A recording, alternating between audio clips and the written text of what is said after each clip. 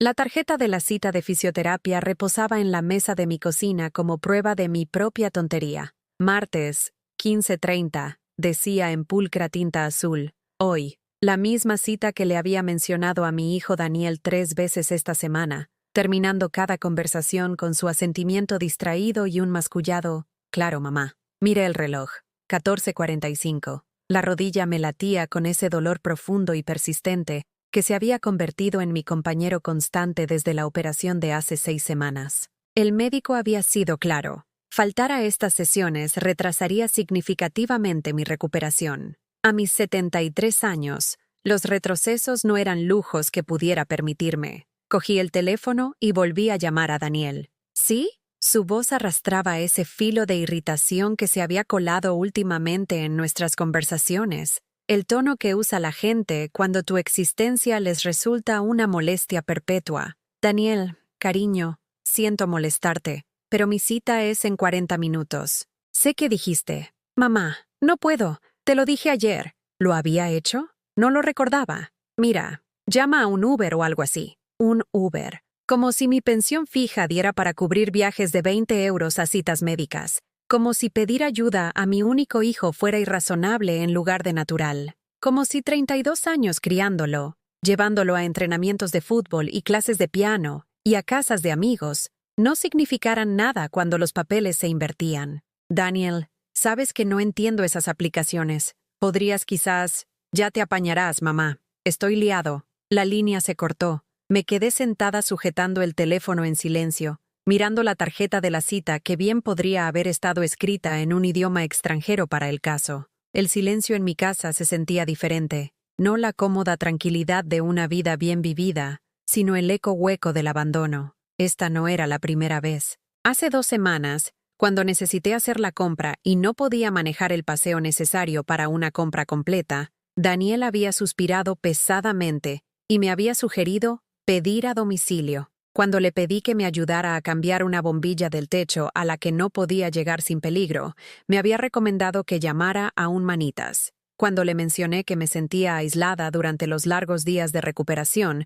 me había sugerido que te apuntes a alguna actividad del centro de día. Cada sugerencia venía envuelta en la implicación de que mis necesidades eran problemas a resolver en lugar de oportunidades de conexión, que mi edad y discapacidad temporal me hacían una carga en lugar de merecedora del mismo cuidado que yo le había proporcionado sin dudarlo durante toda su infancia y sus difíciles años de adolescencia. Recordaba esos años tan claramente ahora, sentada en mi cocina vacía con mi rodilla hinchada apoyada en una silla. Las noches tardías en que tenía pesadillas, y yo me sentaba junto a su cama hasta el amanecer, acariciándole el pelo y cantándole viejas nanas con mi voz desafinada. Las caras citas con el ortodoncista que me esforcé por pagar con dobles turnos, porque su sonrisa me importaba más que mi agotamiento. La matrícula universitaria que pagué refinanciando esta misma casa, agotando mis ahorros para la jubilación porque su educación me parecía más importante que mi seguridad. ¿Lo había criado para que fuera cruel? ¿O de alguna manera había fallado en enseñarle que el amor fluye en ambas direcciones, que las familias se apoyan mutuamente en todas las épocas de necesidad? La mujer que había conducido incontables kilómetros a sus partidos de fútbol ahora no podía conseguir que la llevaran a fisioterapia. La madre que había asistido a todas las funciones escolares y reuniones de padres ahora recibía llamadas apresuradas y sugerencias de que ya me apañara. La persona que había sacrificado sus propios sueños para financiar su educación ahora era descartada como un inconveniente. Cojeé hasta la ventana y observé a la señora Torres, al otro lado de la calle, cuidando su jardín, moviéndose lenta pero constantemente entre sus rosales. Tenía 86 años y todavía conducía a todas partes. Todavía mantenía su independencia con la fiera dignidad de alguien que nunca había aprendido a depender de hijos ingratos. Envidiaba esa autosuficiencia incluso mientras lamentaba mi propia confianza perdida. Si les gustan las historias emotivas como esta, suscríbanse. Estamos intentando alcanzar los 1000 amigos por aquí. Y cuéntenme, ¿desde qué ciudad están viendo esto? Creo que hay muchos de ustedes que entienden exactamente cómo se siente este tipo de dolor silencioso, cómo el amor puede volverse invisible para las mismas personas que más se benefician de él. La tarde se extendía ante mí como un juicio. Podía llamar al consultorio del médico y cancelar, admitiendo que mi recuperación importaba menos que la conveniencia de mi hijo. Podía sentarme aquí, sintiendo lástima por mí misma, cuidando tanto mi dolor físico como mi corazón herido hasta que se volvieran indistinguibles. O podía hacer lo que había hecho toda mi vida cuando me enfrentaba a situaciones imposibles, encontrar otro camino. Cogí el teléfono de nuevo, esta vez buscando contactos que no había llamado en meses. Margarita de la iglesia, cuya artritis era peor que la mía, pero que aún era voluntaria en el banco de alimentos. Elena del club de lectura, al que había dejado de asistir después de mi cirugía, citando el dolor pero realmente evitando la lástima que imaginaba en sus ojos. Sara, la vecina, que me había traído sopa durante mi primera semana en casa y a quien había sido demasiado orgullosa para cargar competiciones adicionales. Mi dedo se detuvo sobre el número de Margarita. El orgullo me susurró que no debería tener que pedir ayuda a extraños que mi propia familia se negaba a proporcionar. La dignidad sugirió que admitir mi situación expondría el fracaso de mi relación más importante, pero la supervivencia exigió que me tragara tanto el orgullo como la dignidad en favor del reconocimiento práctico de que la curación requería comunidad, incluso cuando la familia fallaba. Margarita, soy Teresa. Espero no pillarte en mal momento. Las palabras se sintieron extrañas en mi lengua. Esta solicitud de ayuda a alguien que me había conocido como capaz e independiente durante 20 años. Pero la voz cálida de Margarita, su oferta inmediata de llevarme, su suave rechazo a mis disculpas como innecesarias. Estas respuestas me recordaron que no todas las relaciones eran transacciones. Algunas personas todavía entendían que ayudar a otros era un privilegio más que una carga, que la comunidad significaba apoyarse mutuamente sin llevar un cuidadoso registro de quién le debía qué a quién. Mientras recogía mi bolso y los papeles de la cita, me vi reflejada en el espejo del pasillo. La mujer que me devolvía la mirada parecía mayor de 73 años, desgastada por algo más que el dolor físico. Pero bajo la decepción y el dolor, vislumbré algo más. Una chispa de la persona que había sido antes de que aprendiera a minimizar mis necesidades y a maximizar mi gratitud por las más mínimas bondades de mi propio hijo. El suave golpe de Margarita en la puerta interrumpió mi reflejo. Era hora de ir a enfrentar lo que viniera, un paso a la vez. La amabilidad de Margarita se sintió como un salvavidas esa tarde, pero también resaltó lo mucho que Daniel y yo nos habíamos distanciado. Mientras me ayudaba con los ejercicios de fisioterapia, charlando tranquilamente sobre las últimas aventuras de sus nietos, no pude evitar contrastar su calidez con la creciente frialdad de mi hijo. El patrón se había estado gestando durante meses, aunque yo había sido demasiado optimista para reconocerlo por completo. Las llamadas telefónicas que solían durar 20 minutos, ahora terminaban después de 5. Sus visitas, que antes eran cenas dominicales semanales llenas de conversación y risas, se habían reducido a paradas breves y obligatorias donde consultaba su teléfono más de lo que me miraba a mí. ¿Qué tal le va a Daniel?, preguntó Margarita de camino a casa, su pregunta inocente pero de alguna manera punzante. «Oh, ya sabes lo ocupados que están los jóvenes hoy en día», respondí automáticamente, la misma evasiva que había estado usando con amigos y vecinos durante semanas. La verdad me resultaba demasiado vergonzosa para expresarla. Que mi hijo exitoso y bien educado parecía verme como un inconveniente en lugar de como familia. Esa noche decidí intentar algo diferente. En lugar de esperar a que Daniel llamara o visitara, preparé su comida favorita, las carrilleras al vino tinto con patatas panaderas que había amado desde la infancia, completas con la tarta de chocolate que había sido su petición de cumpleaños todos los años hasta que cumplió 25, y decidió que tales tradiciones eran demasiadas complicaciones. Puse la mesa para 2, usando la vajilla buena que guardábamos para las fiestas, los mismos platos donde habíamos compartido innumerables comidas durante su adolescencia, donde me había hablado de su primer desengaño amoroso y sus cartas de aceptación universitaria, donde habíamos planeado su futuro con la fácil confianza de personas que asumían que el amor era permanente. Cuando llegó a las 6:30, su expresión pasó de la sorpresa a algo que se parecía incómodamente a la irritación. «Mamá, no tenías que haberte tomado tantas molestias», dijo, pero la forma en que dijo «molestias» Dejó claro que veía mi esfuerzo exactamente como eso, una obligación inoportuna en lugar de un regalo. No es molestia en absoluto, mentí, ignorando la forma en que mi rodilla había protestado en cada momento de pie requerido para preparar esta comida. Pensé que sería agradable tener una cena como Dios manda juntos. Hace tanto que no lo hacemos. Daniel se sentó con el aire de quien cumple con un deber desagradable. Su teléfono permaneció sobre la mesa junto a su plato, con la pantalla hacia arriba, las notificaciones iluminándola periódicamente durante nuestra comida. Cada pitido parecía alejar su atención aún más de nuestra conversación, de lo poco que había de ella. Pregunté por su trabajo, su novia Melissa, sus planes para la próxima fiesta. Sus respuestas fueron perfunctorias, entregadas entre miradas a su teléfono. Cuando mencioné que la hija de la señora Torres la visitaba 2 veces por semana para ayudar con las compras y las tareas del hogar, levantó la vista bruscamente. ¿Estás tratando de insinuar algo, mamá? La pregunta dolió porque sí. Supongo que lo estaba haciendo, pero escucharlo decir tan directamente, con tanta irritación defensiva, me hizo sentir pequeña y manipuladora en lugar de simplemente esperanzada. No, cariño, solo estaba conversando, porque si necesitas ayuda con algo específico, solo tienes que preguntar en lugar de dar indirectas. Su tono llevaba la paciencia exasperada que los adultos usan con los niños difíciles, y sentí que algo se marchitaba dentro de mi pecho. No estoy dando indirectas, solo estoy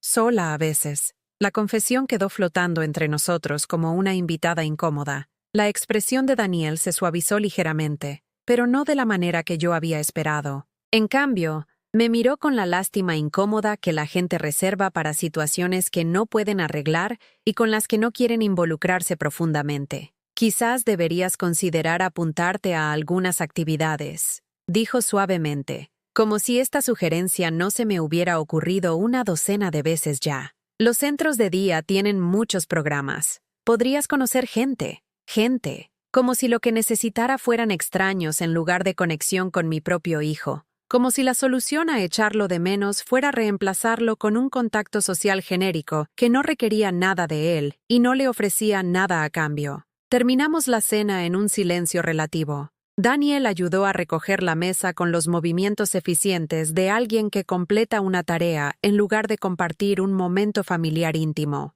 Cuando me besó la frente al despedirse, se sintió ceremonial más que afectuoso. Gracias por la cena, mamá. Estaba muy buena. Las palabras eran correctas, pero llevaban toda la calidez de una nota de agradecimiento a un pariente lejano. Después de que se fue, me senté rodeada de platos que alguna vez habían simbolizado la celebración, pero que ahora se sentían como evidencia de mi propia necesidad desesperada de conexión. La tarta de chocolate quedó casi intacta. Daniel había tomado un pequeño trozo por cortesía, pero afirmó que estaba cuidando la línea y no podía terminarla. Envolví las sobras en recipientes que me durarían la mayor parte de la semana, preguntándome cuándo cocinar para la familia se había convertido en un ejercicio de esperanza en lugar de alegría. Las carrilleras que alguna vez habían sido su plato favorito, ahora parecían un intento fallido de recrear una intimidad que ya no existía naturalmente entre nosotros. El teléfono sonó mientras terminaba de fregar.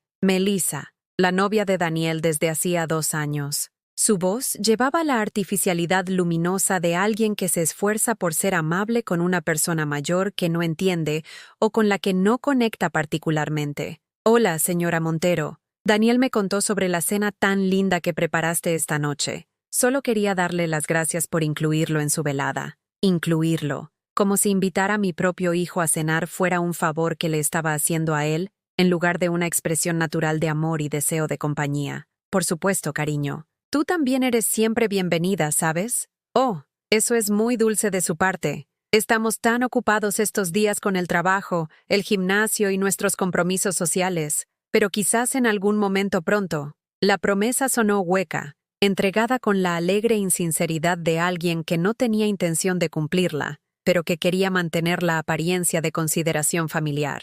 Después de colgar, comprendí algo que hizo que mi pecho se sintiera apretado y sin aire. Me había convertido en el tipo de persona a la que otros acomodaban en lugar de incluir, toleraban en lugar de apreciar. Mis necesidades eran problemas a gestionar en lugar de oportunidades de conexión. Mi amor se había convertido en una carga en lugar de en una bienvenida. La realización se posó sobre mí como una manta pesada, cálida, pero sofocante. Ya no era la madre de Daniel en ningún sentido significativo. Era una mujer mayor que casualmente lo había criado, alguien cuya presencia continua en su vida requería mantenimiento en lugar de traer alegría. Esa noche, me acosté en mi casa vacía escuchando los sonidos familiares de la madera que se asentaba y el tráfico distante, preguntándome cuándo me había vuelto tan fácil de descartar. ¿Cuándo había aprendido mi hijo a ver mis intentos de conexión como manipulación en lugar de amor?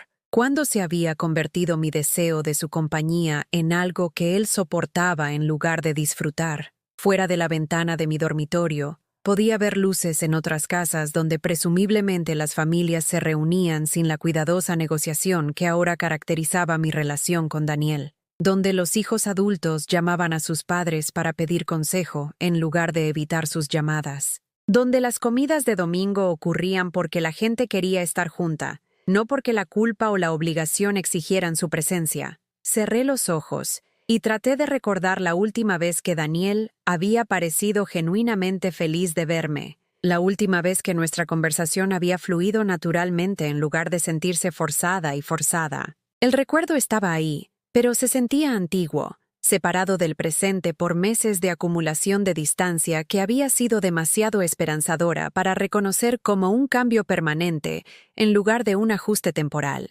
El martes siguiente, decidí probar un enfoque diferente. En lugar de pedir ayuda a Daniel, le ofrecería la mía. Seguramente no podría irritarse por una madre que quería ser útil, contribuir con algo positivo a su vida cada vez más ocupada. Pasé la mañana investigando su proyecto actual en la firma de ingeniería, algo sobre materiales de construcción sostenibles que solo entendía a medias, pero que me resultaba genuinamente interesante. Cuando lo llamé a la hora del almuerzo, había preparado cuidadosamente temas de conversación sobre artículos recientes que había encontrado en línea que podrían relacionarse con su trabajo. Daniel, cariño, estaba leyendo sobre estos nuevos compuestos de bambú que... Mamá, estoy en medio de algo. ¿Puede esperar esto? Claro, pero pensé que podría resultarte interesante para tu proyecto. El artículo mencionaba, realmente no puedo hablar ahora mismo. Te devolveré la llamada. No me devolvió la llamada. Yo sabía que no lo haría, pero esperé de todos modos, manteniendo mi teléfono cerca durante la cena y las noticias de la noche, esperando el sonido que nunca llegó. La semana siguiente, lo intenté de nuevo. Esta vez, me ofrecí a ayudar con las tareas del hogar. Melissa había mencionado de pasada que nunca tenían tiempo para una limpieza adecuada con sus exigentes horarios. Podía manejar las tareas ligeras del hogar, razoné. Mi rodilla estaba mejorando y yo tenía todo el tiempo del mundo. ¿Quieres limpiar mi piso? La voz de Daniel llevaba una nota de desconcierto, como si hubiera sugerido algo completamente absurdo. No limpiar, exactamente. Solo ayudar con la organización. Quizás algo de ropa. Recuerdo lo abrumador que puede ser cuando trabajas tantas horas. Mamá, tenemos un servicio de limpieza. Por supuesto que lo tenían. Las personas con buenos trabajos y sin dependientes podían permitirse tales lujos. Me sentí tonta por no darme cuenta de esto,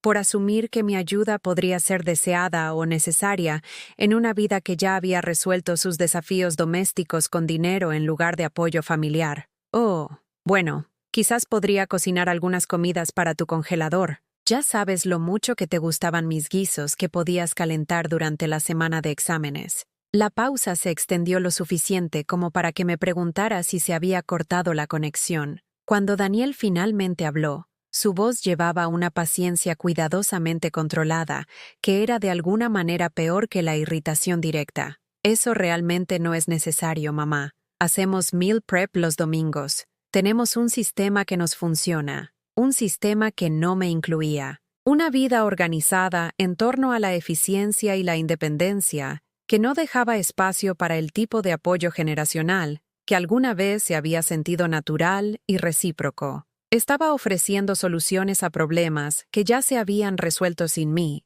insertándome en rutinas que funcionaban mejor en mi ausencia. Cuando se acercó el cumpleaños de Daniel en octubre, lo vi como una oportunidad para demostrar que mi amor todavía tenía valor, incluso si mi ayuda práctica había quedado obsoleta por su estilo de vida acomodado. Pasé semanas planeando algo especial, no las elaboradas celebraciones de su infancia, que parecerían excesivas ahora, sino un gesto significativo que reconociera en quién se había convertido mientras honraba quiénes habíamos sido juntos. Decidí enmarcar algunas de nuestras fotos familiares favoritas, creando una colección que contara la historia de su infancia y su juventud.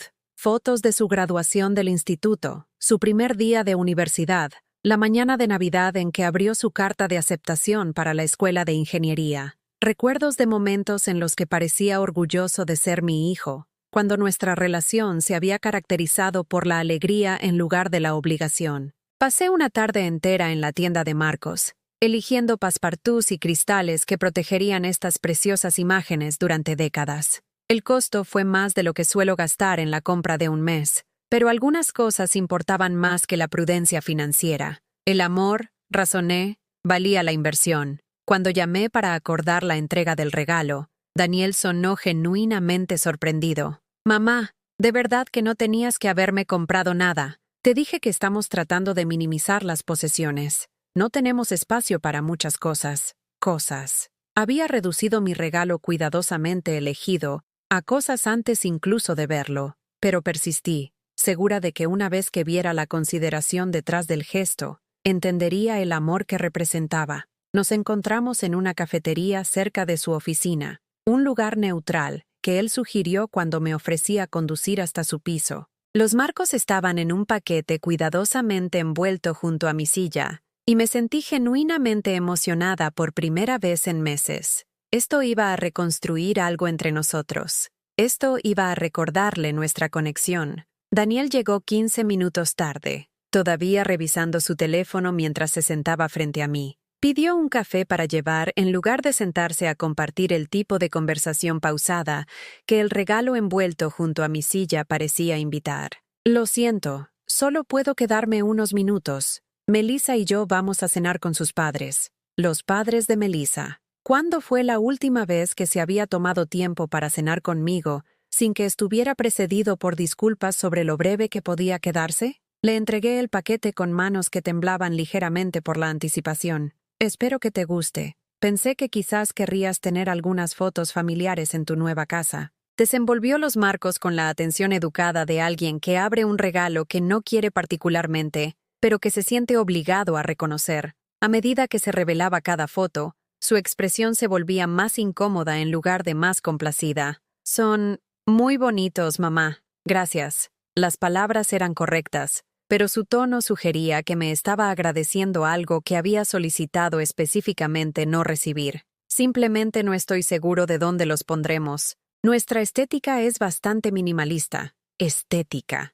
Como si la evidencia visual de su infancia no encajara en la imagen sofisticada que él y Melissa estaban cultivando en su espacio vital cuidadosamente curado. Como si 23 años de historia familiar fueran un estorbo en lugar de un tesoro. «Podrías elegir solo uno o dos favoritos», sugerí, sintiéndome desesperada por rescatar algo de esta interacción. «Quizás la foto de graduación. Estabas tan guapo con tu birrete y toga». Daniel miró su reloj, una pieza cara que nunca había visto antes, probablemente un regalo de Melissa o sus padres que podían permitirse tales gestos sin sacrificar el dinero de la compra. «De verdad que tengo que irme», dijo, recogiendo los marcos y envolviéndolos apresuradamente en su papel de seda. «Pero gracias, fue un gesto muy considerado». Me besó en la mejilla con la misma distancia ceremonial que había caracterizado nuestra relación durante meses, dejándome sentada sola en una cafetería, con la creciente comprensión de que mi consideración se había convertido en una vergüenza para él en lugar de un regalo. Esa noche, Melissa publicó fotos en las redes sociales de su cena con sus padres, un restaurante elegante del que nunca había oído hablar. Vino que probablemente costaba más que mi presupuesto semanal, todos vestidos con el tipo de sofisticación informal que requería importantes recursos financieros para lograr. Sus padres parecían orgullosos y cómodos, personas que claramente se sentían bienvenidos en la vida mejorada de su hija, en lugar de tolerados como recordatorios de un pasado menos pulido. Me quedé mirando esas fotos durante mucho tiempo, preguntándome cuándo me había convertido en el tipo de madre cuyo amor se sentía intrusivo en lugar de precioso, cuyos regalos representaban problemas en lugar de gestos de afecto. ¿Cuándo había aprendido mi hijo a avergonzarse del sentimentalismo, de la evidencia visual, de que alguna vez había sido el niño amado de alguien en lugar de un hombre hecho a sí mismo sin necesidad de conexión maternal? Los marcos que había elegido con tanto cuidado se encontraban en algún lugar del piso minimalista de Daniel, probablemente guardados en un armario donde no perturbarían la estética que él y Melissa se habían esforzado tanto por crear.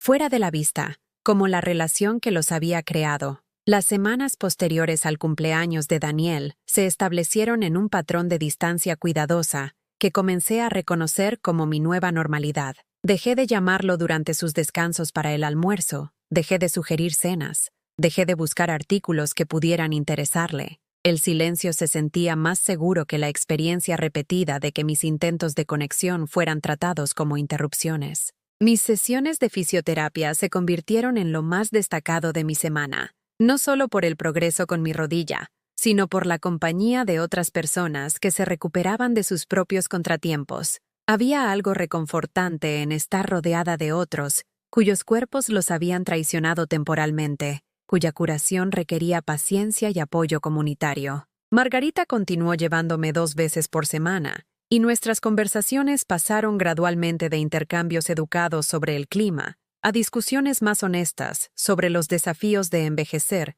en un mundo que parecía cada vez más impaciente con cualquier cosa que requiriera tiempo o consideración extra. Mi hija cree que debería mudarme a una de esas residencias para mayores, mencionó Margarita una tarde mientras estábamos sentadas en la sala de espera. ¿Dices que sería mejor para mí estar rodeada de gente de mi edad en lugar de dar vueltas sola en una casa demasiado grande para una persona? Asentí, entendiendo el subtexto. Los hijos que te querían contenida de forma segura, donde tus necesidades pudieran ser gestionadas por profesionales en lugar de interrumpir sus vidas cuidadosamente organizadas. Amor expresado a través de la delegación en lugar de la presencia. ¿Qué piensas tú sobre eso?, pregunté, genuinamente curiosa sobre cómo otra persona navegaba el delicado equilibrio entre la independencia y el reconocimiento de las limitaciones. Creo que tiene buenas intenciones,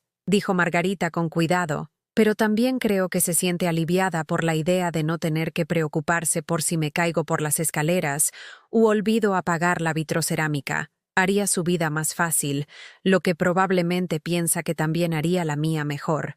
Nos sentamos en un silencio cómodo, ambas entendiendo las dolorosas matemáticas de los hijos adultos que calculaban el amor en términos de conveniencia en lugar de conexión, que resolvían problemas eliminándolos en lugar de involucrándose con ellos. En casa, me encontré evitando los rituales que alguna vez me habían traído alegría, pero que ahora resaltaban mi aislamiento. La mesa del comedor permanecía puesta para uno. Dejé de cocinar comidas elaboradas, conformándome con alimentos sencillos que requerían una preparación mínima y no creaban sobras que me recordaran mi estado solitario. La casa misma parecía resonar de manera diferente ahora, no solo con el vacío físico, sino con la ausencia de expectativas. Ya no escuchaba el coche de Daniel en la entrada o mantenía mi teléfono cerca en caso de que llamara. La decepción de la esperanza pospuesta había sido reemplazada por el dolor sordo de la esperanza abandonada.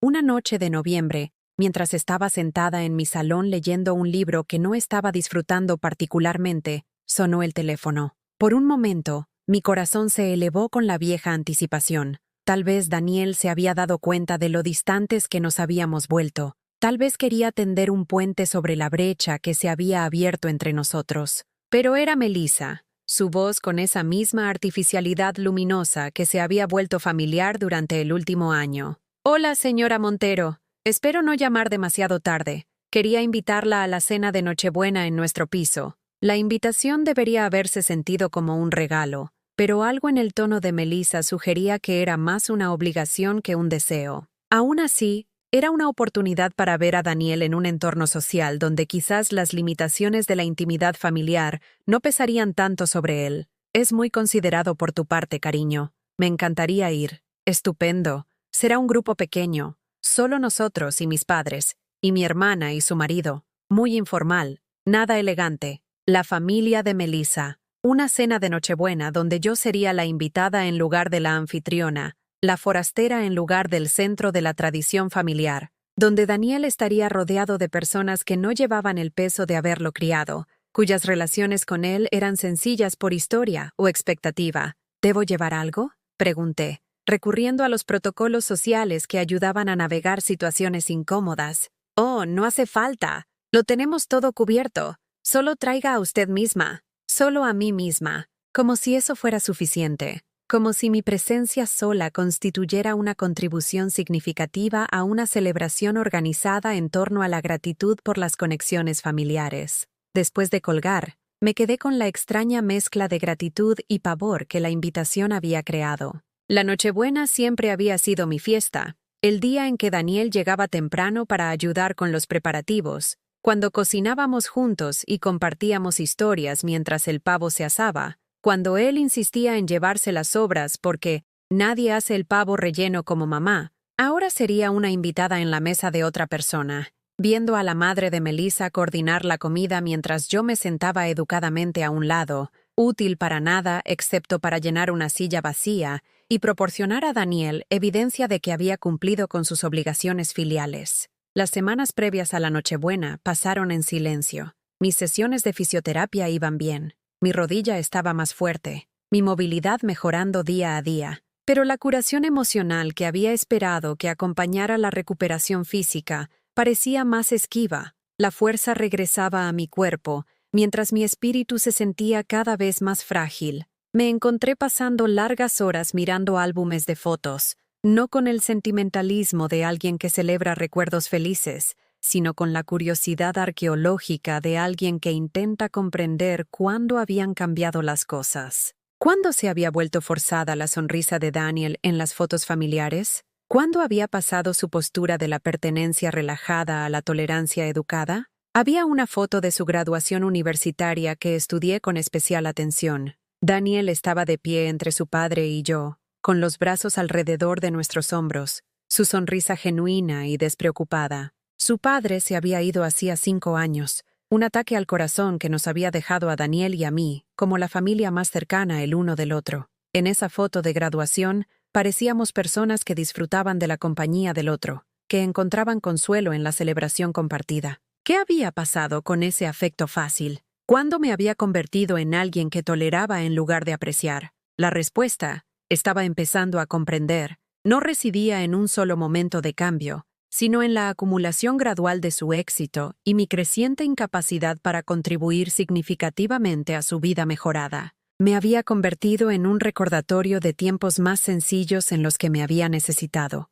cuando mi amor había resuelto problemas y proporcionado consuelo que el dinero y el logro profesional no podían comprar. Ahora mi amor era inconveniente en lugar de esencial, nostálgico en lugar de práctico. Yo representaba una versión de sí mismo que había superado, un pasado que no se alineaba con el futuro sofisticado que estaba construyendo con Melissa. 3 días antes de Nochebuena, tomé una decisión que incluso a mí me sorprendió. Llamé a Melissa y cortésmente rechacé la invitación a cenar, alegando que mi rodilla no estaba del todo lista para eventos sociales prolongados. Era parcialmente cierto. Sentarse en sillas incómodas durante horas sería de hecho un desafío. Pero la verdadera razón era más simple. Estaba cansada de ser tolerada en lugar de querida, cansada de fingir gratitud por una inclusión que se sentía más como caridad que como amor. Oh, no. La voz de Melissa denotaba una genuina decepción, lo que era de alguna manera más doloroso de lo que lo habría sido la indiferencia.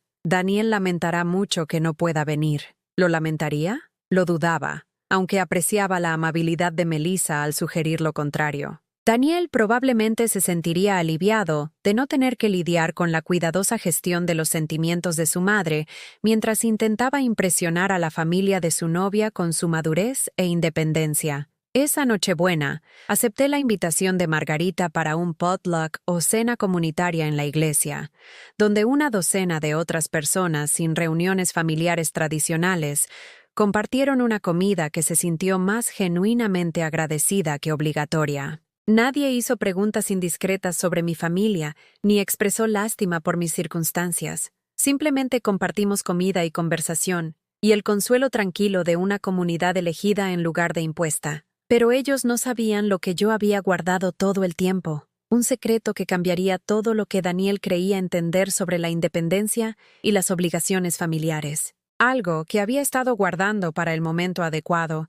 aunque estaba empezando a darme cuenta de que ese momento podría no llegar nunca de forma natural. A veces, las personas que más amamos necesitan aprender lecciones a las que se resisten, y a veces, el amor requiere decisiones difíciles que se sienten como traición, pero que sirven a verdades más profundas sobre el respeto y la reciprocidad.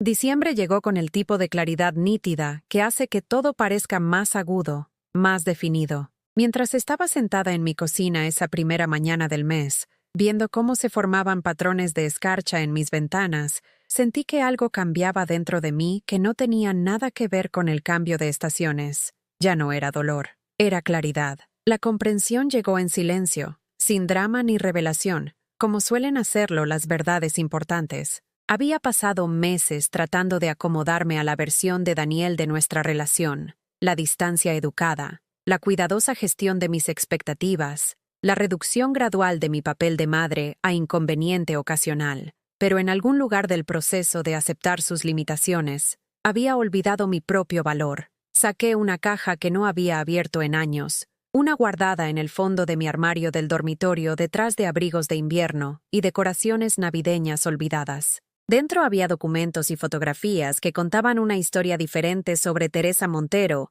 de la que había estado viviendo últimamente. Evidencia de una mujer que una vez había sido capaz de cosas notables, que había construido algo significativo antes de aprender a hacerse más pequeña para encajar en los niveles de comodidad de otras personas. El primer artículo que toqué fue mi título universitario, obtenido cuando Daniel estaba en el instituto, y la mayoría de las mujeres de mi edad ya habían aceptado que sus años de aprendizaje habían quedado atrás. Había asistido a clases nocturnas durante 4 años mientras trabajaba a tiempo completo como secretaria, estudiando a la luz de la lámpara después de que Daniel terminaba sus deberes y se iba a la cama. El título era en trabajo social, un campo que me había apasionado antes de que el matrimonio y la maternidad redirigieran mis energías hacia preocupaciones más inmediatas. Debajo del título había cartas de recomendación de supervisores que habían elogiado mi dedicación y perspicacia durante mi breve carrera trabajando con familias en crisis.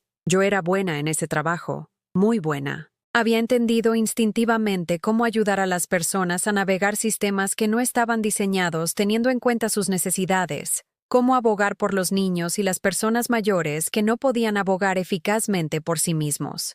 Dejé de trabajar cuando el padre de Daniel enfermó, eligiendo cuidar de mi marido en casa en lugar de en una residencia donde habría recibido atención competente pero impersonal. Esos 3 años de cuidados habían sido agotadores pero significativos, llenos de momentos de conexión genuina y la profunda satisfacción que proviene de brindar consuelo a alguien que amas durante su momento más vulnerable. Después de su muerte, podría haber regresado al trabajo social. Daniel ya estaba en la universidad, independiente y centrado en su propio futuro, pero el dolor me había vuelto cautelosa y me había convencido de que mis habilidades se habían quedado anticuadas, de que el campo había avanzado más allá de lo que una mujer de 60 y tantos años podía dominar razonablemente. En cambio, me había instalado en las tranquilas rutinas de la viudez, definiéndome principalmente a través de mi relación con Daniel y esperando que me necesitara de las maneras en que yo había necesitado ser necesitada. Había hecho de su éxito mi propósito, de su felicidad mi responsabilidad, de su aprobación mi medida de valor. Mirando a través de estos viejos documentos ahora, vi claramente cómo me había disminuido a mí misma a lo largo de los años, cómo había cambiado la competencia por la conveniencia y la independencia por la ilusión de la indispensabilidad. Había olvidado que el amor no requiere la autoanulación, que ser una buena madre no significa convertirse en una persona más pequeña. La mujer que se había ganado ese título mientras criaba a un adolescente y cuidaba a un marido enfermo, no había sido débil ni necesitada. Había sido ingeniosa, determinada, capaz de manejar múltiples demandas mientras mantenía su propio sentido de propósito y dirección. ¿Qué le había pasado a su fuerza? ¿Cuándo había aprendido a disculparme por ocupar espacio en el mundo? Pensé en Margarita, todavía siendo voluntaria en el banco de alimentos, a pesar de una artritis que hacía doloroso cada movimiento. Pensé en las otras mujeres en la cena comunitaria de la iglesia, cada una llevando sus propias historias de pérdida y adaptación, mientras mantenían la dignidad y el propósito. Ninguna de ellas estaba esperando que sus hijos adultos validaran su existencia o aprobaran sus elecciones. Esa tarde, hice algo que no había hecho en meses. Llamé a la oficina local de servicios sociales y pregunté sobre oportunidades de voluntariado, no porque estuviera sola o aburrida, sino porque tenía habilidades que podrían ser útiles y experiencia que podría beneficiar a personas que se enfrentaban a desafíos que yo entendía íntimamente. La mujer que contestó el teléfono se mostró entusiasta acerca de mis antecedentes y experiencia. Necesitaban desesperadamente voluntarios para ayudar a clientes mayores a navegar el papeleo de seguros y las solicitudes de beneficios, explicó. Demasiadas personas estaban cayendo por las grietas porque los sistemas diseñados para ayudarlas eran demasiado complicados para que cualquiera los navegara solo. ¿Cuándo podría empezar?, preguntó, y sentí algo que no había experimentado en meses. El placer de ser deseada por lo que podía contribuir en lugar de tolerada por lo que representaba. La semana que viene, dije, sorprendida por mi propia decisión. Puedo empezar la semana que viene. Mientras colgaba el teléfono, me vi reflejada en el espejo del pasillo de nuevo. La mujer que me devolvía la mirada parecía diferente de lo que había parecido solo semanas antes. No más joven exactamente, sino más presente, menos disculpándose, más sustancial. Esa noche, llamé a Margarita para compartir mis noticias sobre el puesto de voluntaria. Su entusiasmo fue inmediato y genuino. Teresa, eso es maravilloso. Serás tan buena en ese trabajo. Tienes exactamente la combinación correcta de paciencia y persistencia que esas situaciones requieren. Su confianza en mis habilidades se sintió como el sol después de un largo invierno. ¿Cuándo fue la última vez que alguien había expresado fe en mi competencia en lugar de preocupación por mis limitaciones? Estoy emocionada, admití, y me di cuenta de que realmente lo estaba. Había olvidado cuánto disfrutaba ayudando a la gente a resolver problemas. Nunca perdiste esa habilidad, dijo Margarita suavemente. Simplemente dejaste de usarla por un tiempo. Mawam. Hablamos durante más de una hora, compartiendo historias sobre nuestras versiones más jóvenes y los sueños que habíamos postergado, pero no necesariamente abandonado. Margarita confesó que había estado pensando en tomar una clase de arte, algo que siempre había querido probar, pero que se había convencido de que era poco práctico para alguien de su edad. ¿Por qué es poco práctico?, pregunté, genuinamente curiosa. ¿Tienes tiempo? ¿Tienes interés? ¿Tienes manos que funcionan bien para sostener pinceles? ¿Qué más necesitas? Permiso, supongo, dijo con una risa. Permiso para hacer algo solo porque quiero, sin tener que justificarlo como útil o necesario para nadie más. Permiso. Una palabra tan simple, pero que llevaba el peso de décadas de condicionamiento que nos había enseñado a buscar la aprobación de nuestros deseos, a minimizar nuestras necesidades, a justificar nuestras elecciones, basándonos en cómo servían a otras personas, en lugar de cómo servían a nuestro propio crecimiento y felicidad. Después de colgar, me senté en mi salón pensando en el permiso, quién lo otorga, quién lo retiene, y por qué había estado esperando la aprobación de Daniel para vivir plenamente en mi propia vida. Él no había pedido esa responsabilidad, y yo había sido injusta al cargarlo con autoridad sobre mi felicidad y mi propósito. La verdad era tanto más simple como más compleja de lo que había estado dispuesta a reconocer. Daniel estaba construyendo su propia vida, como debería estarlo a los 32 años. Su distancia no era necesariamente un rechazo a mí personalmente, sino una progresión natural hacia la independencia que yo había estado interpretando como abandono porque había hecho de su aprobación algo demasiado central para mi propio sentido de valía. Le había estado pidiendo que cargara con un peso que no era suyo de llevar, la responsabilidad por mi bienestar emocional, mis conexiones sociales, mi sentido de propósito. No era de extrañar que se estuviera alejando. Lo había estado amando de maneras que se sentían gravosas en lugar de solidarias, necesitadas en lugar de nutritivas. El trabajo voluntario Me daría algo significativo que hacer con mi tiempo y energía. Una forma de canalizar los instintos de cuidado que habían estado enfocados demasiado intensamente en Daniel hacia un servicio más amplio que podría beneficiar a muchas personas. Me recordaría quién era yo más allá de mi papel como su madre, de lo que era capaz más allá de gestionar su comodidad y aprobación. Pero había algo más, algo que había estado cargando durante años sin comprender completamente su significado. Un secreto que pronto se volvería relevante de maneras que solo estaba empezando a reconocer. Algo que le enseñaría a Daniel importantes lecciones sobre la independencia y la interdependencia, sobre dar a las personas por sentadas y descubrir su verdadero valor solo después de que ha sido retirado. Los documentos en esa caja contenían algo más que solo evidencia de mi competencia pasada. Contenían la clave de un futuro sobre el que Daniel no sabía nada.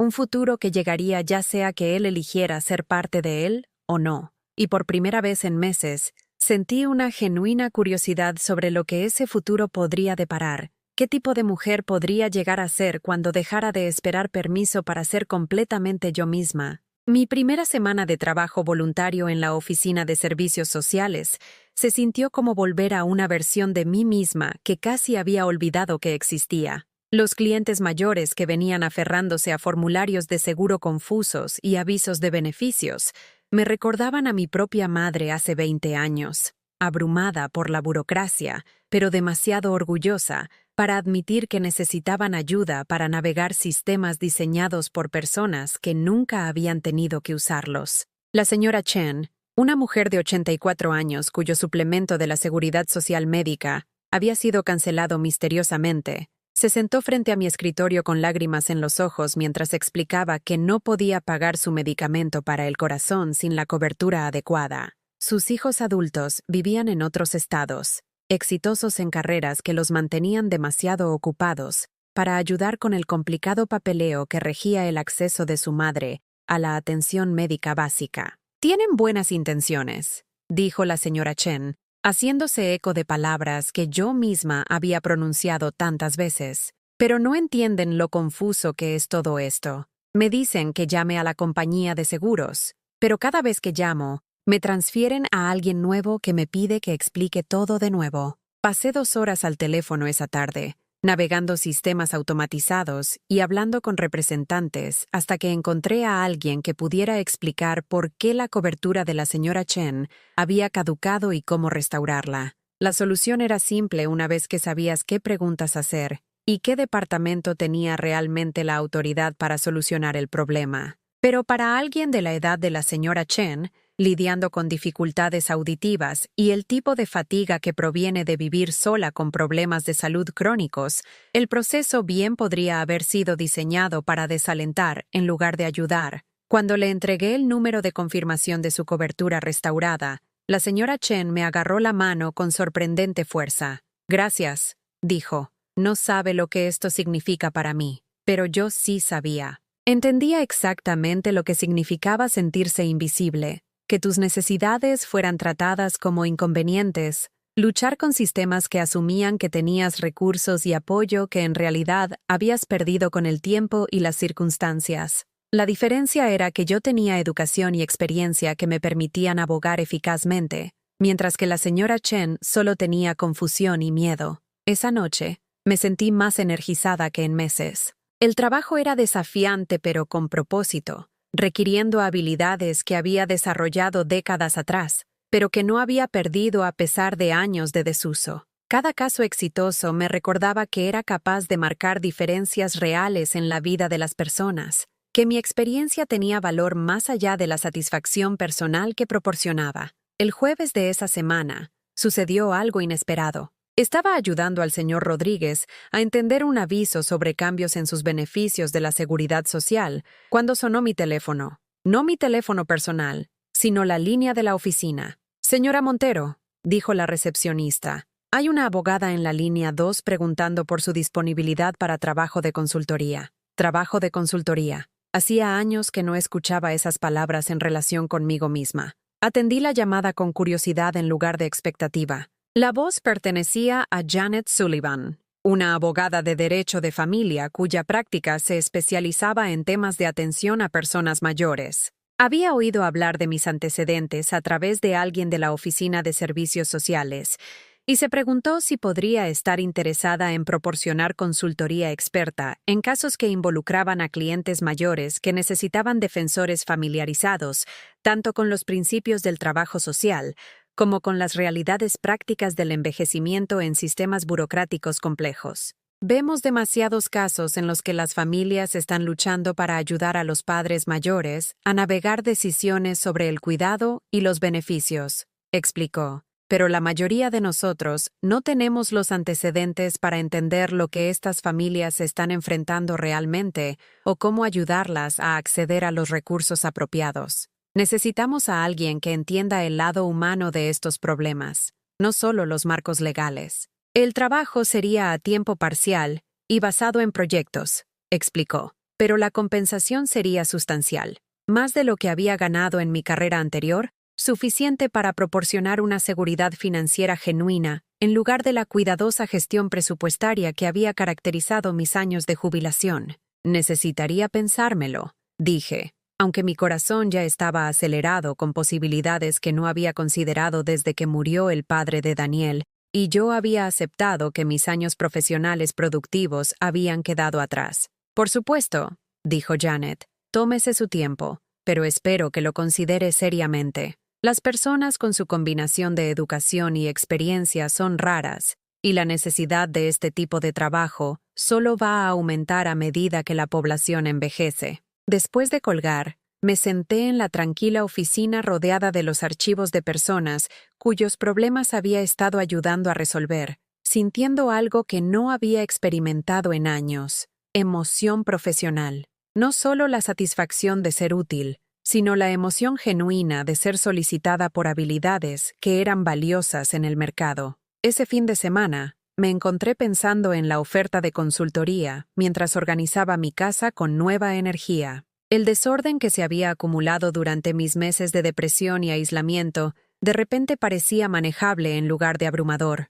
Doné ropa que ya no encajaba con la persona en la que me estaba convirtiendo. Despejé superficies que habían estado enterradas bajo correo y periódicos. Abrí cortinas que había mantenido cerradas durante el periodo más oscuro de mi relación con Daniel. El sábado por la noche, mientras revisaba más papeles en el armario de mi dormitorio, me encontré con el sobre que había estado esperando allí durante casi 3 años. La carta que había recibido del bufete de abogados que manejaba el patrimonio de mi difunto marido, con respecto a una inversión que había hecho años antes de su muerte, que había estado en fideicomiso pendiente de resolución de algunos problemas regulatorios. Lo había olvidado por completo durante el dolor y el ajuste que siguieron a su muerte, y más tarde lo había archivado sin pensarlo mucho porque la cantidad parecía demasiado pequeña para importar significativamente. Pero mirándolo ahora, me di cuenta de que los problemas regulatorios se habían resuelto y la inversión había crecido sustancialmente durante los años que había estado en fideicomiso.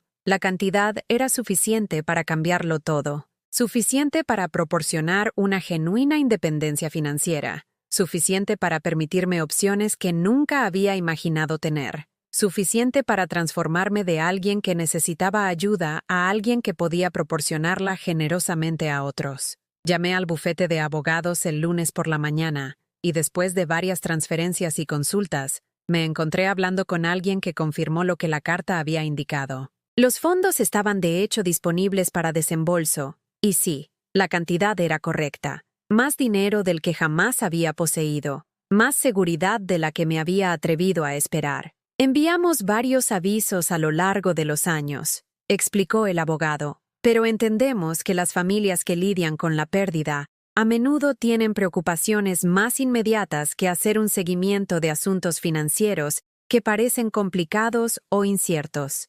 Dentro de una semana, los fondos serían transferidos a una cuenta a mi nombre. Por primera vez en mi vida adulta, sería verdaderamente independiente financieramente, libre de tomar decisiones basadas en mis preferencias en lugar de mis limitaciones. Pero Daniel no sabía nada sobre esta ganancia inesperada. Nunca había preguntado sobre el patrimonio de su padre más allá de los activos básicos que habíamos liquidado inmediatamente después del funeral. Había asumido como yo que no había nada significativo más allá de la casa y la pequeña cuenta de ahorros que había cubierto los gastos inmediatos. Este dinero cambiaría todo sobre mis circunstancias, todo sobre mis opciones, todo sobre el equilibrio de quién necesitaba a quién en nuestra relación. Y Daniel no tenía idea de que se acercaba. Mientras me sentaba con este conocimiento, sentí una extraña mezcla de emoción y tristeza. Emoción por la libertad y las posibilidades que el dinero representaba.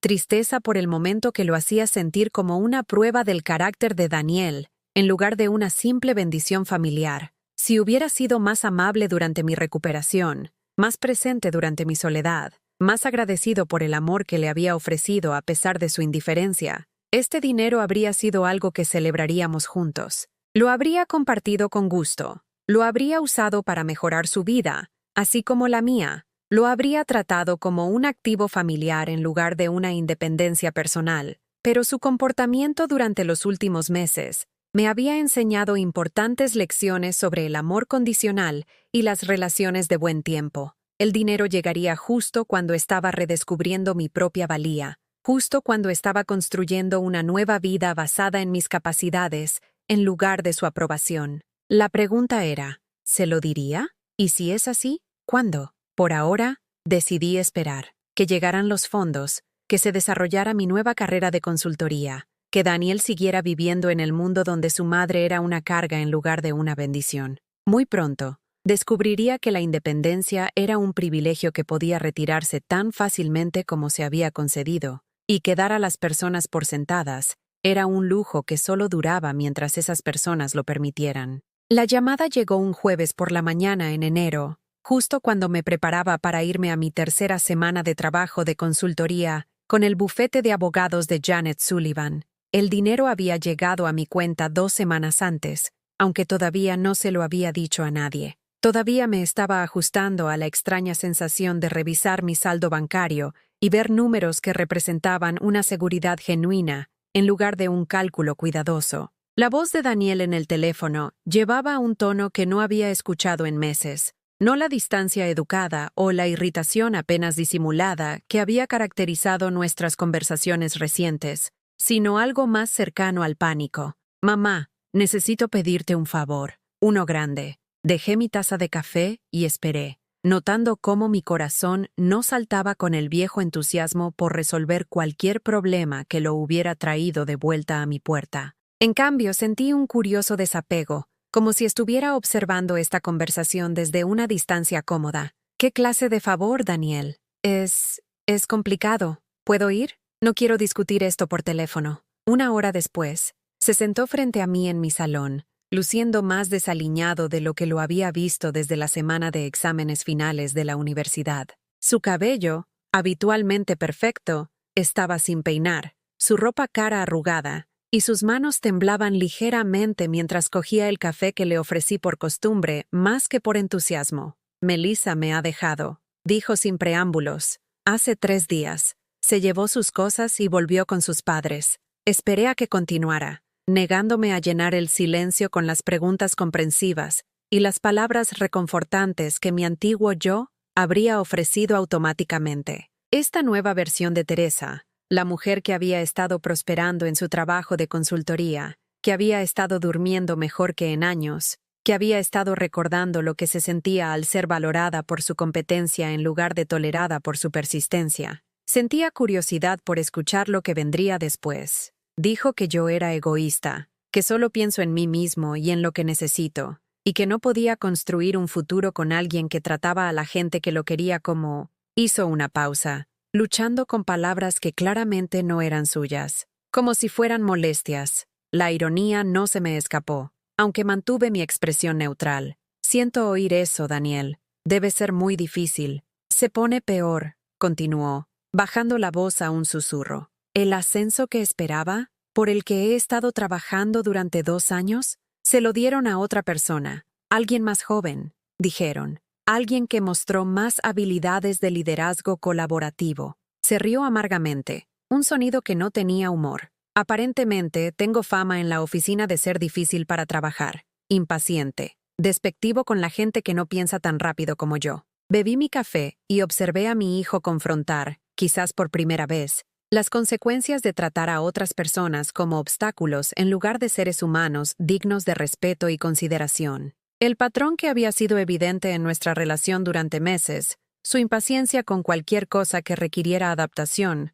su descarte de necesidades que interferían con sus preferencias, aparentemente se había extendido también a otras relaciones. Pero esa ni siquiera es la peor parte, continuó Daniel, pasándose las manos por el pelo en un gesto que me recordó dolorosamente al niño pequeño que había sido cuando estaba abrumado por problemas demasiado grandes para resolverlos solo. ¿El piso que Melissa y yo estábamos alquilando? Estaba a su nombre porque su solvencia era mejor. Ahora tengo 30 días para encontrar otro lugar donde vivir, y todo lo que puedo pagar en la ciudad requiere el primer mes, el último mes, y una fianza que no tengo, porque gasté todos mis ahorros en el anillo de pedida que planeaba darle el mes que viene. Un anillo de pedida. Había estado planeando proponer matrimonio a una mujer que lo había dejado porque no podía tolerar su egoísmo, y ahora se enfrentaba al desahucio porque había organizado su vida en torno a la estabilidad financiera de otra persona sin mantener su propia independencia.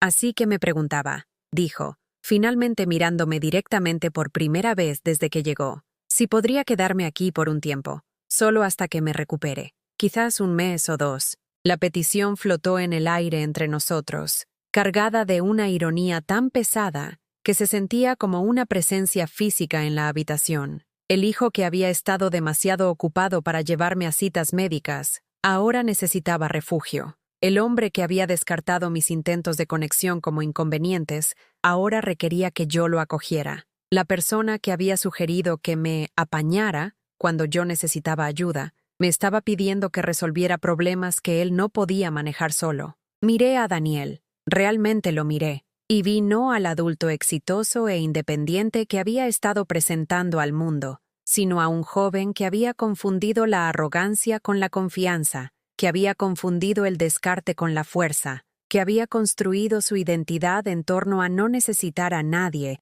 mientras dependía simultáneamente de otros de maneras que nunca había reconocido. Permíteme entender esto correctamente, dije lentamente. ¿Quieres volver a vivir en la casa donde creciste? Ser apoyado por la madre a la que has estado tratando como una carga durante el último año, mientras te recuperas de las consecuencias de tratar a otras personas de la manera en que me has estado tratando a mí. El rostro de Daniel se ruborizó. Eso no es, quiero decir, no es lo mismo. ¿No lo es? Me levanté y caminé hacia la ventana, mirando el jardín donde había estado planeando plantar flores esta primavera. Flores que ahora podía permitirme comprar sin calcular si cabían en mi presupuesto de la compra. Dime, Daniel, ¿qué hace que tu necesidad de ayuda sea diferente a la mía? ¿Qué hace que tus problemas sean dignos de ser atendidos mientras que los míos eran molestias? Eres mi madre, dijo, como si esto lo explicara todo. Es diferente cuando la familia ayuda a la familia. Me giré para mirarlo, y algo en mi expresión lo hizo removerse incómodo en su silla. Tienes toda la razón, dije en voz baja. Es diferente cuando la familia ayuda a la familia. La familia no hace que el otro se sienta avergonzado por necesitar apoyo. La familia no trata las peticiones de ayuda como imposiciones. La familia no sugiere a sus seres queridos que se apañen cuando están pasando por dificultades. Daniel abrió la boca como para argumentar, pero continué antes de que pudiera hablar. Durante el último año, he estado aprendiendo a vivir con la realidad de que el hijo que crié para ser amable y generoso se había convertido de alguna manera en alguien que veía mi amor como una carga en lugar de un regalo. He estado aceptando que el joven por el que me sacrifiqué y al que apoyé a través de cada desafío de su vida, había decidido que corresponder ese apoyo estaba por debajo de él. ¡Ay! Volví a mi silla pero no me senté, permaneciendo de pie con el tipo de calma autoridad que había olvidado que poseía. Pero también he estado aprendiendo otras cosas, Daniel. He estado recordando quién era yo antes de convertir tu aprobación en el centro de mi universo. He estado descubriendo que soy capaz de mucho más que de ser la madre cómoda de alguien cuando necesita algo e invisible cuando no lo necesita. Daniel parecía confundido, como si la idea de que yo pudiera tener una identidad más allá de sus necesidades ocasionales nunca se le hubiera ocurrido. ¿Qué estás diciendo?, preguntó. Estoy diciendo que la ayuda real, Es algo que fluye libremente entre personas que se respetan mutuamente. No es algo que retienes cuando es inconveniente y exiges cuando es necesario. No es algo que das por sentado hasta que lo necesitas tú mismo. Saqué mi teléfono y le mostré un mensaje que había recibido esa mañana de Janet Sullivan,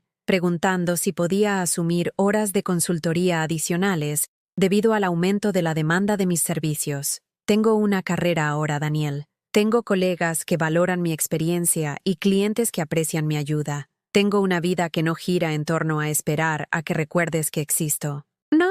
Sus ojos se abrieron de par en par mientras leía el mensaje, claramente luchando por conciliar esta información con sus suposiciones sobre mis circunstancias. También tengo algo más, continué, caminando hacia mi escritorio y recuperando el extracto bancario que mostraba el saldo de mi nueva cuenta. Algo que habría sido nuestro para compartir si hubieras recordado que se supone que el amor es mutuo. Daniel se quedó mirando los números, su rostro pasando por confusión, shock y finalmente una especie de comprensión incipiente que casi me hizo sentir lástima por él. ¿De dónde salió esto?, susurró. Del patrimonio de tu padre. Una inversión que tardó 3 años en madurar. Dinero que podría haber hecho nuestras vidas mucho más fáciles si hubiera sido el tipo de hijo que merecía compartir las bendiciones familiares. El silencio se extendió entre nosotros, lleno del peso de todas las conversaciones que deberíamos haber tenido, toda la amabilidad que debería haber mostrado,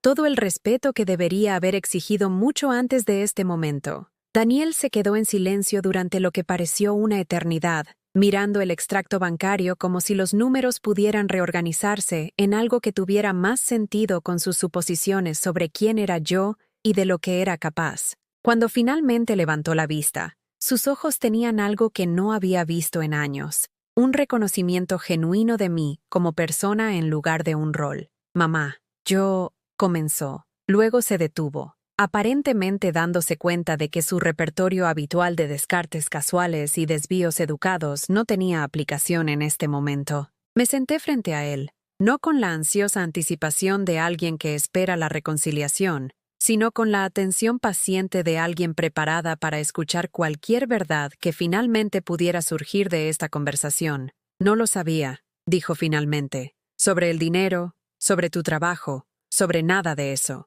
No lo sabías porque no preguntaste, respondí suavemente. Durante meses, has estado manejando nuestra relación asumiendo que no tenía nada importante sucediendo en mi vida, excepto esperar tu atención. Nunca preguntaste sobre mi recuperación, mis planes, mis sentimientos o mis circunstancias, porque decidiste que no eran relevantes para tu vida. Las manos de Daniel temblaron mientras dejaba el extracto bancario en la mesa de centro entre nosotros. He sido un hijo terrible. Has sido un hijo desconsiderado, corregí. Hay una diferencia. Terrible implica una intención maliciosa. No estabas tratando de herirme, Daniel. Simplemente estabas tan centrado en tu propia vida que olvidaste que yo también tenía una. Se rió, pero era el sonido de alguien que reconoce una verdad incómoda en lugar de encontrar algo divertido. Melissa dijo casi exactamente lo mismo. Dijo que la trataba como si existiera para apoyar mis objetivos en lugar de tener objetivos legítimos propios.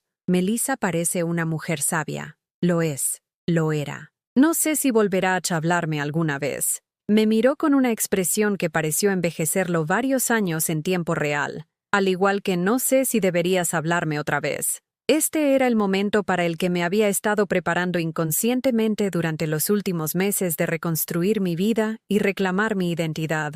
El momento en que Daniel finalmente entendería lo que había perdido por su descuido y pediría el perdón que una vez supuse que concedería automáticamente. Pero la mujer en la que me había convertido a través de este proceso de redescubrir mi valía no era la misma mujer que lo había criado con una aceptación incondicional de cualquier atención que él eligiera ofrecer. Esta Teresa entendía que el perdón sin responsabilidad era permisividad en lugar de amor, que la misericordia sin consecuencias no enseñaba nada sobre el valor de tratar bien a las personas. Creo que la pregunta real, dije con cuidado, es si me estás pidiendo que te ayude porque has aprendido a valorar nuestra relación, o porque estás en problemas y soy conveniente. Daniel se estremeció como si lo hubiera abofeteado, pero no protestó de inmediato ni ofreció tranquilidades fáciles. En cambio, Se quedó con la incomodidad de la autoevaluación honesta durante varios minutos largos.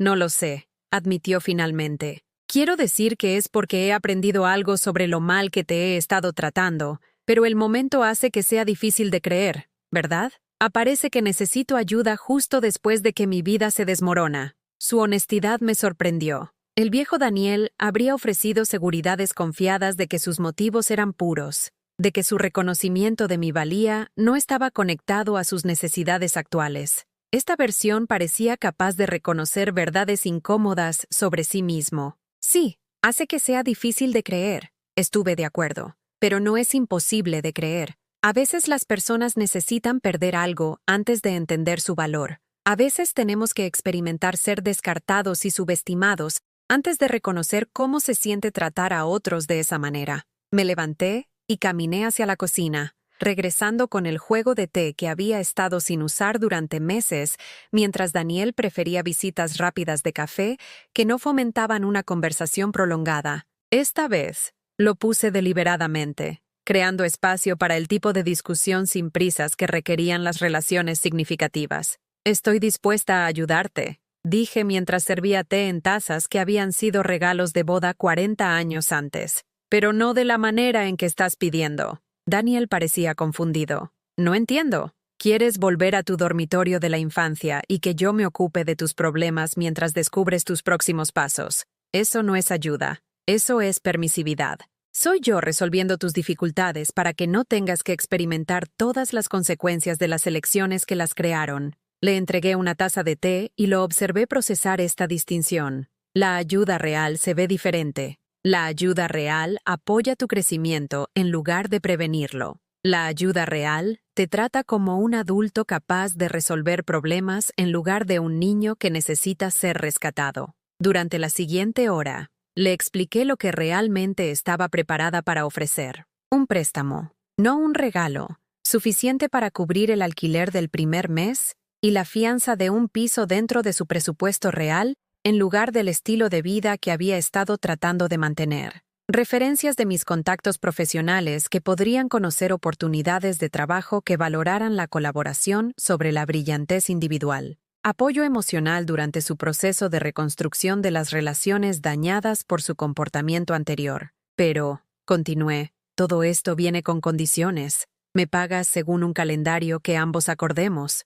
Asistes a terapia para entender por qué tus relaciones siguen fracasando debido a los mismos patrones de comportamiento. Y demuestras con acciones, no con palabras, que entiendes que las relaciones familiares requieren una inversión continua de ambas partes. Daniel escuchó sin interrumpir, ocasionalmente asintiendo o haciendo preguntas aclaratorias. El hombre sentado frente a mí parecía genuinamente interesado en comprender cómo eran las relaciones saludables en lugar de simplemente asegurar cualquier ayuda que restaurara su comodidad más rápidamente. ¿Qué significa inversión continua específicamente? Preguntó. Significa que llamas para preguntar cómo estoy, no solo cuando necesitas algo. Significa que ofreces ayuda con mis proyectos y desafíos. No solo aceptas ayuda con los tuyos. Significa que recuerdas que tengo un cumpleaños, que las fiestas me importan, y que mi salud y felicidad son importantes,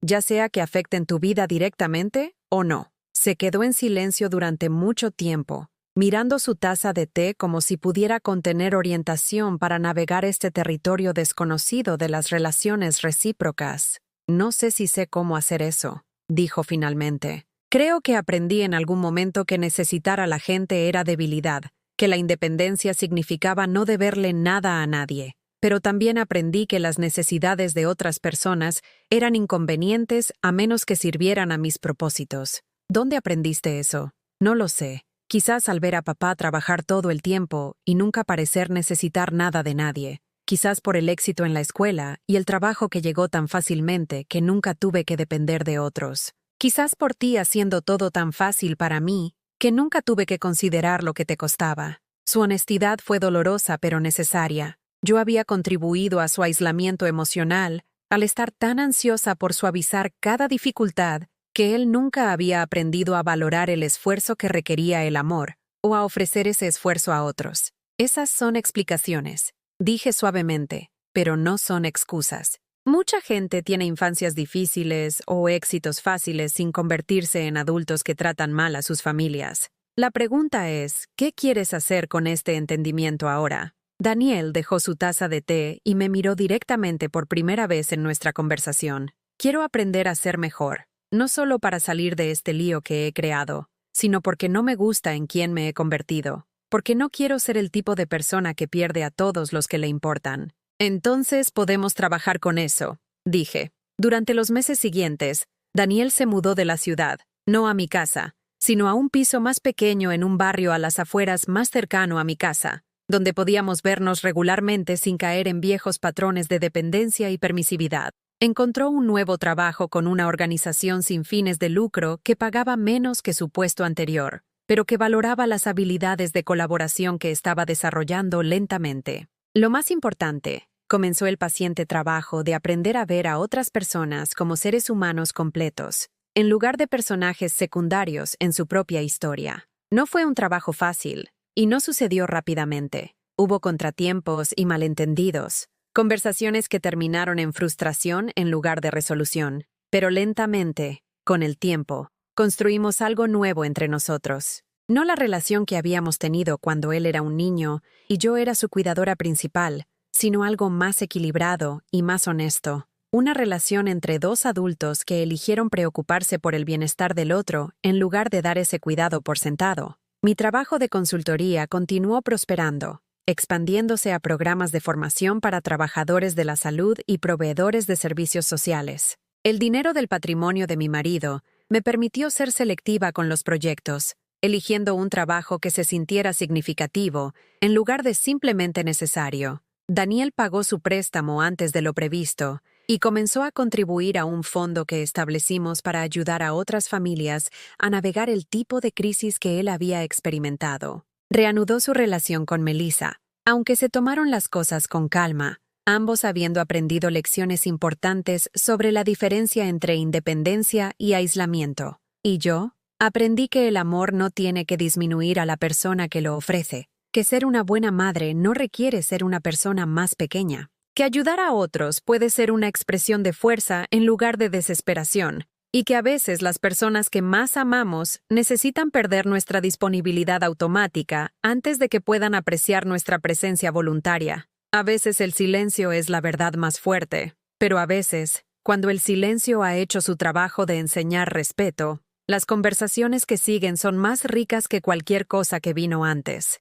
La mujer que una vez se sentó sola en una cocina vacía, descartada por su único hijo, ahora comparte cenas de domingo con una familia que entiende que el amor es una elección que hacemos todos los días en lugar de una obligación que cumplimos cuando es conveniente. Y esa elección, dada libremente y recibida con gratitud, ha marcado toda la diferencia.